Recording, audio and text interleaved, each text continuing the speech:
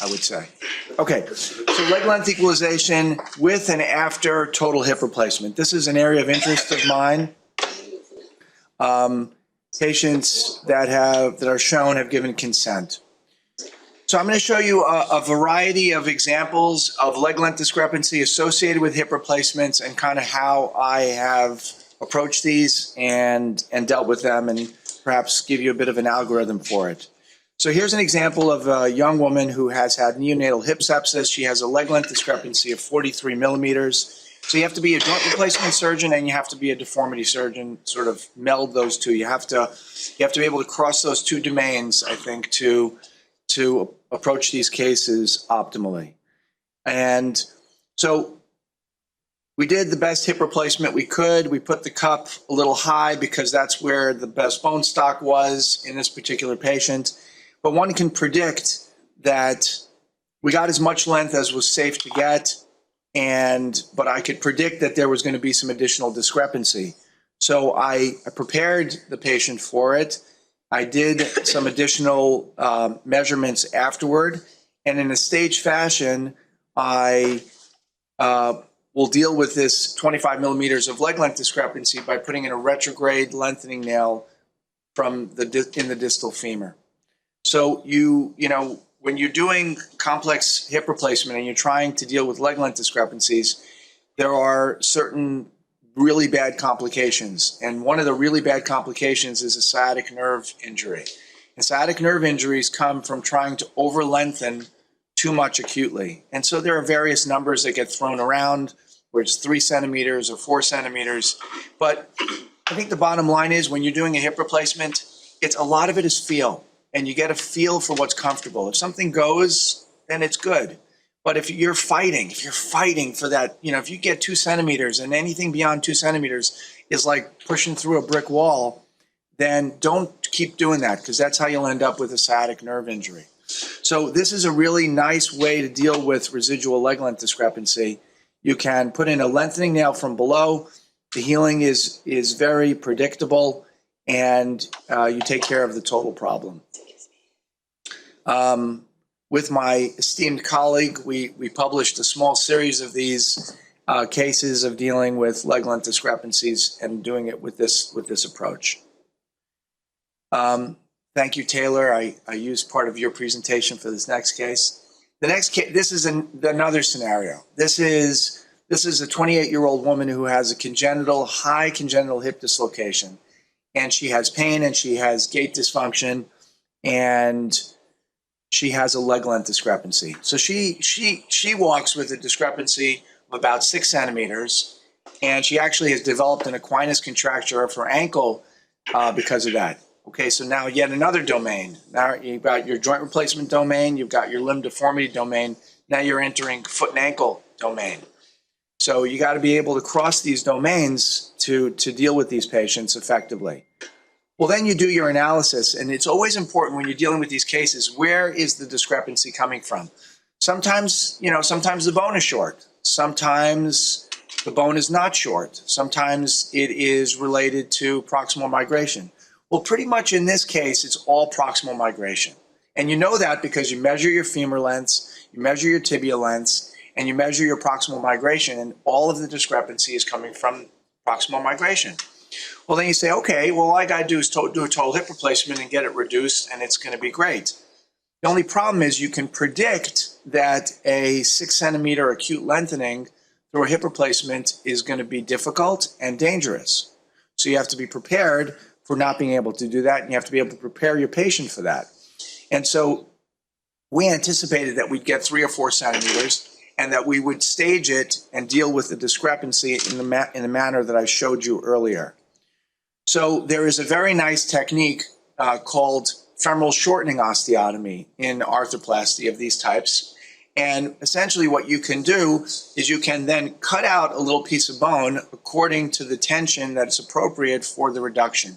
And in this particular case, we ended up excising approximately 3.5 centimeters of bone, and we've shish kebabbed through that shortening area. So this is the osteotomy. We took out a piece of bone. There's a little bone graft. The plate is a little bit of extra extra stability. And then you can reanalyze the deformity. And in this case, you can see the patient still has an additional discrepancy of 4 centimeters. So we got what we got. Whatever we got was appropriate. You're not trying to get more than you can get from the hip replacement. You're getting the right amount from the hip replacement based on the soft tissue tension. And that's a really, really important concept for arthroplasty. You got to go with the soft tissue tension, whether it's hip replacement or knee replacement or ankle replacement. Now, we have 2 problems left. We have a discrepancy and we have a valgus deformity. So how can we deal with that? Well, we're going to go and we're going to do a retrograde femur lengthening, and we're going to use a fixator-assisted blocking screw technique, which I'll get into in a bit more detail in my next talk. But you can use the retrograde nail not only to lengthen, but also to correct the valgus deformity using that technique. And this is what it looks like after we lengthen, and that's what it looks like after we equalize the leg lengths. So we've accomplished all our goals. She's gotten a nice hip replacement. She has no nerve injury. We've restored her length, and we've corrected her valgus deformity. Another example, this was a patient that was treated by a colleague of mine, and the hip replacement was done. Now, this was done sort of in the reverse order, and I would say it's okay, but it's kind of nice to kind of know everything beforehand. In this case, the hip replacement was done, and the guy who did the hip replacement's a master at hip replacement. But after he did the hip replacement, the family and the patient was, oh, but I'm still short. And then the response is, oh, okay, let me send you to my colleague. That's okay, but it's a little bit more sophisticated, I think, if you kind of have a plan from the beginning where you can predict all of these things. And if you look at this patient, she has a very similar problem to what I showed you just before, which is valgus and shortening. And not surprisingly, the strategy was similar with a retrograde nail and a distal femoral osteotomy, blocking screws, fixator assisted, equalization of leg lengths, and correction of deformity. The next thing I want to talk to you about is a completely different cause of leg length discrepancy in the case of hip arthritis, which I think is very, very interesting. This requires sort of like paying attention, because this is not the typical presentation. But we've seen a bunch of these cases, we've treated them, and then we ended up writing them up. So if you're really interested, this is a good resource for looking at it. But there is this concept of fixed adduction contracture, which creates a perceived or an apparent leg length discrepancy. So this person comes in, she's got a 6 centimeter LLD, she's walking on a big lift, and she comes to see me because she has leg length discrepancy. Well, then we start looking at her long x-rays, and you start seeing this weird thing where the pelvis is all the way tilted up. But the patient can't bring her pelvis down. She's fixed in that position. So this is, when you start measuring this, you see usually there's some real discrepancy, in other words, some real shortening of the bone. But the bigger problem here is this fixed adduction contracture, which is creating an apparent leg length discrepancy. And the only way to take care of that is to do a hip replacement and unlock the pelvis from that fixed adduction. So this schematic, I think, helps understand it, is that the pelvis is fixed, there's adduction that is fixed in this location, and because of that, the leg is pulled up. You've seen this before, right? Yeah. Okay. Okay, so after the total hip replacement, and this was a simple total hip replacement, she gained 6 centimeters of length. But this is different than what I showed you before. This isn't really 6 centimeters of length. This is really just, you know, actually a good way to do it is on your glasses. It's this phenomenon. So it's not real length, it's really just spinning on the hip. And there's no actual stretching of the nerve in this situation. And so that's why you can get away with this. And so she got all of her length restored, and that's an x-ray that was taken just 2 weeks after the surgery. Normal hip replacement, no shortening, nothing, just 6 centimeters of apparent length gain. Now, she was young. She was in her 20s. She was flexible. She didn't have any fixed pelvic obliquity or spinal pelvic junction. That's why it worked so beautifully. And she's kind of like my poster case for this. That's before and that's after. And there's a gain for her. In her mind, she gained 6 centimeters. In my mind, I know that all I've done is rotated her pelvis around the fixed adduction contracture. Usually these patients also have fixed flexion deformities a little bit. And so the sciatic nerve is actually behind.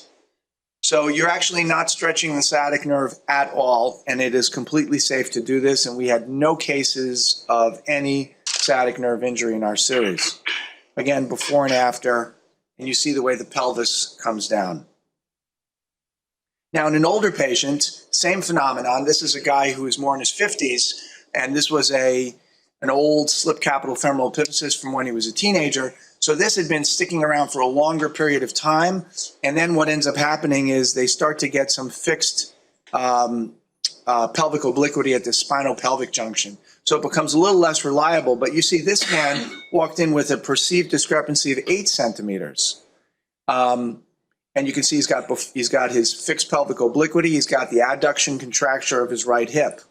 After the surgery, the 8 centimeters, I got it down to 3/4 of an inch. And you can see there's just still some pelvic obliquity. He still likes having that side hiked up a little bit, but it's a very, very substantial improvement.